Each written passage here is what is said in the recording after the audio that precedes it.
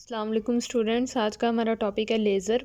हाँ जी बच्चे, laser light वो लाइट होती है जो एक वेल ऑर्गेनाइज्ड लाइट होती है। अब ये वेल ऑर्गेनाइज्ड लाइट प्रोड्यूस होने का एक पूरा मैकेनिज़्म होता है जिसे स्टिमुलेटेड एमिशन कहा जाता है। तो अगर हम लेज़र देखें कि ये वर्ड कहाँ से डिराइव किया गया है, तो वर्ड ये है light amplification by stimulated emission and radiation. Light amplification का मतलब होता है कि लाइट को इंटेंस करना, वेल ऑर्गेनाइज्ड कर लेना।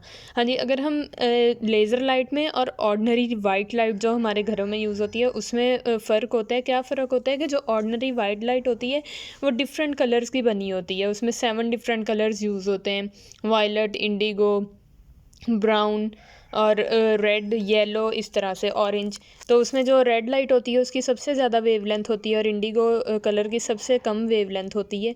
तो ये जो लेज़र लाइट है ये ऑर्डिनरी वाइट लाइट से डिफरेंट लाइट होती है। अब डिफरेंट लाइट कैसे होती है, क्योंकि बच्चे ये वेल ऑर्गेनाइज्ड लाइट है। इसमें जोन सा है ये सिंगल फ्रीक्वेंसी की लाइट इसमें जोन सा प्रोड्यूस होती है। अब अगर वाइट लाइट की बात देखें तो देखें ordinary white light is made up of many different colour, 7 different colours की बनी होती है। Each colour has different wavelength in the beam of laser light, all photons have same wavelength. हाँ जी, लेज़र लाइट की एक ये भी करेक्टरिस्टिक्स है कि उसमें जितने भी फोटॉन्स होंगे उनकी एक ही वेवलेंथ होगी। और इस मैकेनिज़्म को लेज़र लाइट जो प्रोड्यूस होती है वो एक प्रोसेस के ज़रिए, एक पूरे मैकेनिज़्म के ज़रिए प्रोड्यूस होती है। उस मैकेनिज़्म का नेम है stimulated emission and word laser is derived from light amplification by stimulated emission and radiation. हाँ जी, फिजिस्ट गोल्डन गाउल्ड थे जिन्होंने सबसे पहले 1958 में लेज़र को इन्वेंट किया था।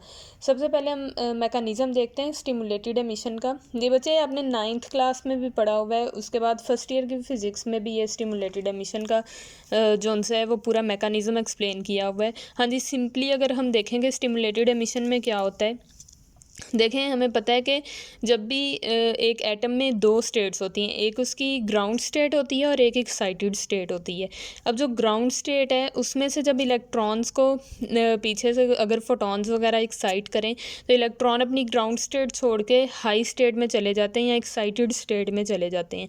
तो जब वो ग्राउंड से एक्साइटेड स्टेट में जाते हैं तो उनका एनर्जी लेवल जोन सा है वो भी चेंज होता है, और दोबारा से जब वो एक्साइटेड स्टेट से अपनी ग्राउंड स्टेट में आते हैं तो उस केस में वो फोटॉन्स को एमिट कर रहे होते हैं। ठीक है, ये आपको मैं मैकेनिज़्म एक फ़िगर के थ्रू समझाती हूँ।